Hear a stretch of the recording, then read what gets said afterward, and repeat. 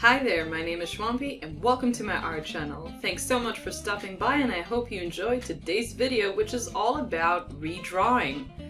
I kind of wanted to start to talk to you about why it's important to redraw old artwork, but let's put that off for a little bit and start off with what these drawings actually are. So a couple of years ago, well, several years ago, before I started working digitally, I started off by doing traditional illustrations with markers and inks, and one of my favorite series of illustrations were these fox illustrations, well, fox-like creatures, where I wanted to incorporate lots of different elements within the design of the actual fox.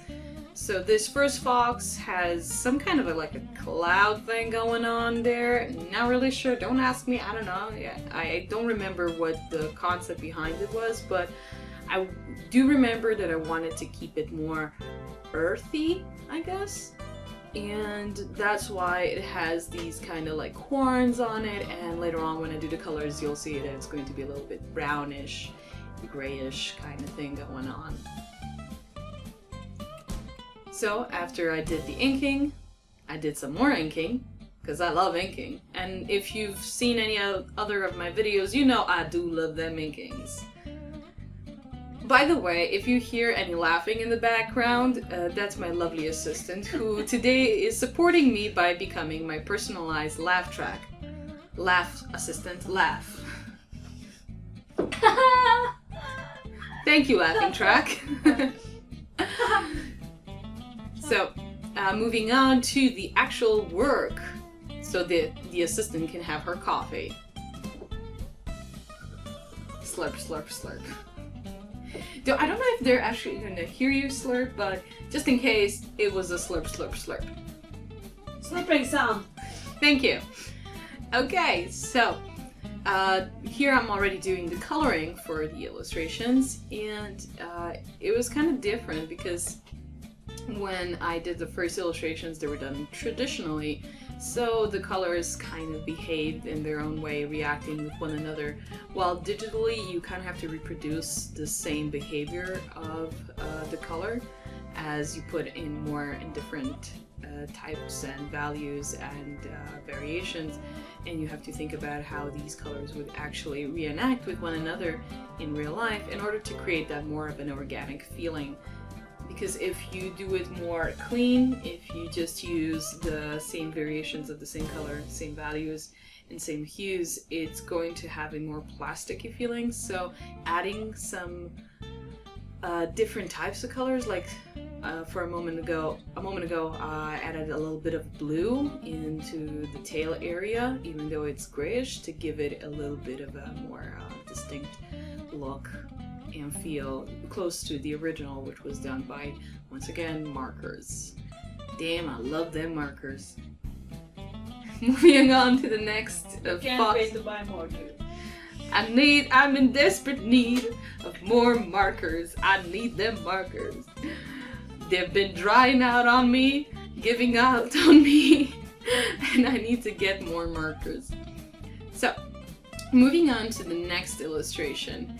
And I would like to start to talk about more about why it's important to redraw old artwork. Well, not to say important, but it is a good practice once in a while to take a old illustration, old art, and try to redraw it, and using different mediums, using new techniques, using everything that you've learned, just so you can see what you've actually learned along the way, so you can have a more clearer view of your improvement. And as artists, for us, it is an epic and long battle of constant improvement, and that's all we ever want, is to improve. So once in a while, to sit down and actually redraw something and compare ourselves with our previous selves really helps you determine the amount of improvement you've had over the years, and kind of gives you a little bit of that moral boost so that you don't feel like a complete loser. Laugh track. You are not. Thank you. I need to put a button on you. Oh god. No, please. No, not another one. Another cool thing about redrawing old art is kind of actually figuring out what you can do to improve even more, which kind of sounds a little bit silly. Once you're redoing your old art, you can see the places that you've improved, and then you can develop a more critical point of view of your own artwork and see how you can develop even more. Does that make sense?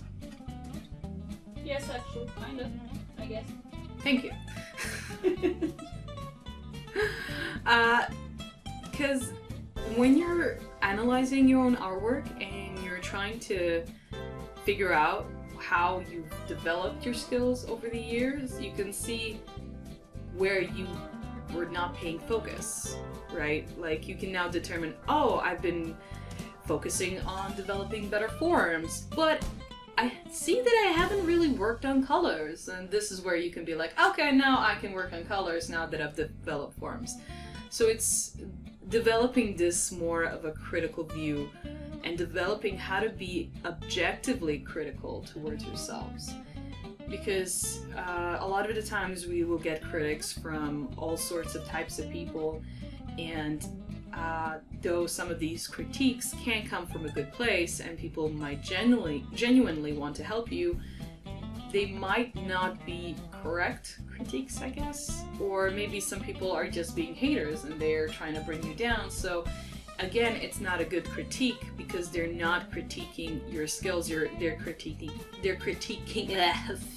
Pardon my French. They're commenting just to be mean.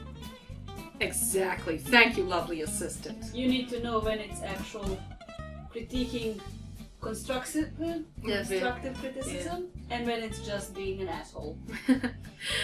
Also, I'm sorry, I just need to point this out. Even if you are a line art junkie, when you're done with the art and when you hide the line art layer, the art still looks awesome. So that's a really good indicator of good colors and stuff. Yes. Yes. Thank you, lovely assistant. You're so smart. It's like I taught you. But she really didn't. I mean, what to say? I'm going to drink my coffee now. Back to your corner. I'm going back to my cage now, master. I mean, yeah, my corner, sure. Back to the topic at hand. Yeah, redrawing old art, it's not just a learning technique.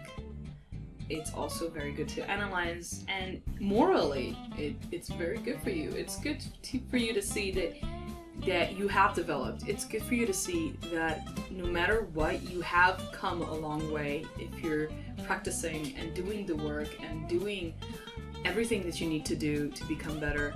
And when you see it in front of you, when you can see and compare from where you were to where you've come, you feel much more hopeful to where you're going to go and how you're going to grow as an artist. Motivational speak! Yay! Yay! What are you doing out of your corner? Get back in there! I forgot my coffee. So to recap, okay, so to wrap things up, if you're feeling like you're in a slump, an artistic slump, and if you're feeling a little bit down and not very confident in your skills, a good practice is to sit down, take one of your old illustrations and redraw them, and as you're redrawing it, analyze it, see where you've improved and see what else you need to do to become better. And by the end of it, I can guarantee you're going to feel very proud of yourself when you see just how much you've evolved and just how much you've gained in a matter of years, I guess.